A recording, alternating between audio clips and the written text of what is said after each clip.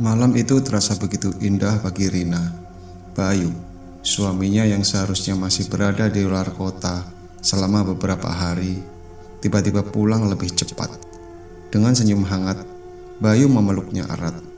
Mereka menghabiskan malam dengan penuh kasih sayang, bercanda, dan berbagi cerita sebelum akhirnya tidur bersama. Namun keesokan harinya, Rina terbangun dengan tubuh penuh lebam dan cakaran. Tidak ada Bayu di sisinya. Lebih mengejutkan lagi, saat ia menelepon suaminya, Bayu masih berada di luar kota. Jika Bayu tidak ada di rumah semalam, lalu siapa yang tidur dengannya? Rina memang sering ditinggal sendirian di rumah, karena pekerjaan Bayu mengharuskannya melakukan perjalanan jauh. Rumah mereka yang terletak di pinggiran kota sebenarnya cukup nyaman. Tapi sejak beberapa bulan terakhir, Rina sering merasa ada yang mengawasi. Setiap malam saat ia tidur sendirian, selalu terdengar suara langkah kaki di lantai atas, suara bisikan halus di dekat jendela, atau bahkan seperti ada bayangan hitam yang sekilas melintas di ujung ruangan. Meski awalnya ia mengabaikannya, malam demi malam, rasa takut itu semakin nyata.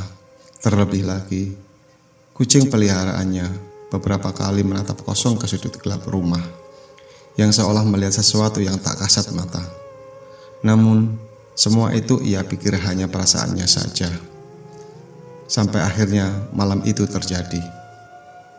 Malam itu, Rina sedang memasak di dapur. Ketika suara deru mobil terdengar di pekarangan rumah, ia buru-buru menyibak tirai jendela dan mendapati mobil suaminya baru saja berhenti di depan garasi. Jantungnya tiba-tiba berdegup dan ia merasa senang. Ia segera berlari menuju pintu dan membukakannya dengan lebar. Bayu turun dari mobil dengan senyum yang hangat. Ia terlihat sedikit lelah, tapi muncul begitu lembut seperti biasanya. Abang bilang katanya pulang 3 hari lagi. Kok ini pulang cepat? Tanya Rina sambil menyambut tangan suaminya. Bayu tersenyum kecil. Jadwal kerja dipercepat. Ada pertemuan penting besok. Aku kangen sama kamu, makanya langsung pulang. Tanpa sedikit curiga, Rina merasa bahagia. Setelah suaminya mandi dan berganti pakaian, mereka menikmati makan bersama. Semuanya terasa seperti biasa, hangat, penuh tawa, seperti pasangan yang baru menikah dan masih saling merindukan satu sama lain. Selesai makan, Bayu menggenggam tangan Rina dan menatapnya dalam sambil berucap, "Aku rindu banget sama kamu," katanya lembut. "Aku juga rindu banget sama kamu, Mas," jawab Rina lembut. Malam itu mereka berbagi kehangatan di kamar, seperti pasangan yang lama terpisah.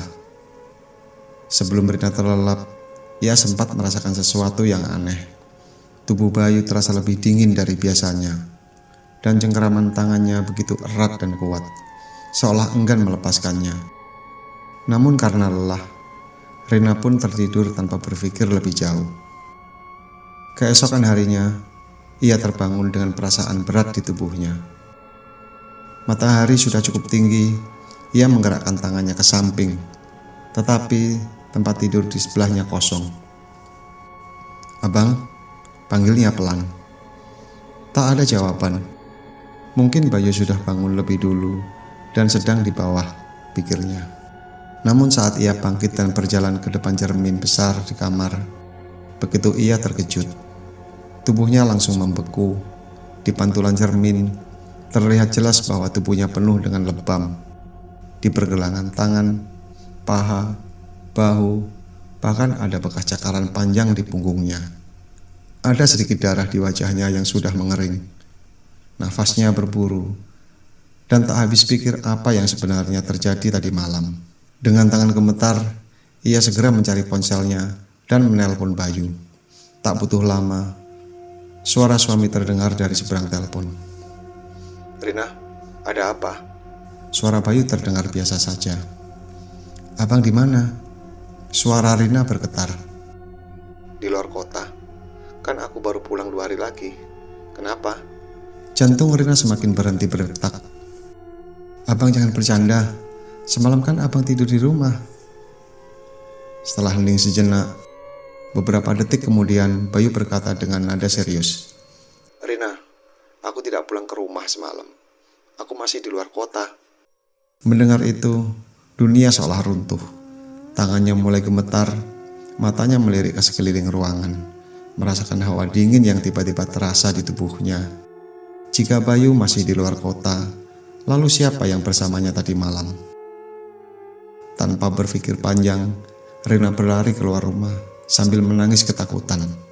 Ia menuju rumah tetangganya, seorang wanita tua bernama Bu Sri, yang sudah lama tinggal di sekitar situ. "Bu, tolong aku. Semalam ada yang tidur denganku di rumah. Mirip seperti suamiku. Tapi ternyata suamiku belum pulang dari luar kota, Bu." Rina berbicara terbata-bata. Bu Sri menatap dengan raut wajah serius, lalu menarik Rina masuk ke dalam rumahnya. Setelah mendengar cerita Rina, wajah Bu Sri semakin tegang. "Kamu tinggal di rumah itu sudah berapa lama?" tanya Bu Sri. "Hampir setahun, Bu." "Kenapa?" Bu Sri teringat sejenak, lalu berbisik pelan.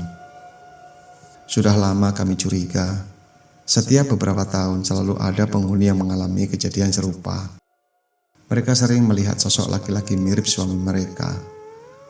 Pulang saat suami mereka masih di luar kota, dan beberapa dari mereka mengalami luka-luka saat terbangun. Ada yang memilih pindah, ada yang tetap tinggal, tapi selalu dihantui."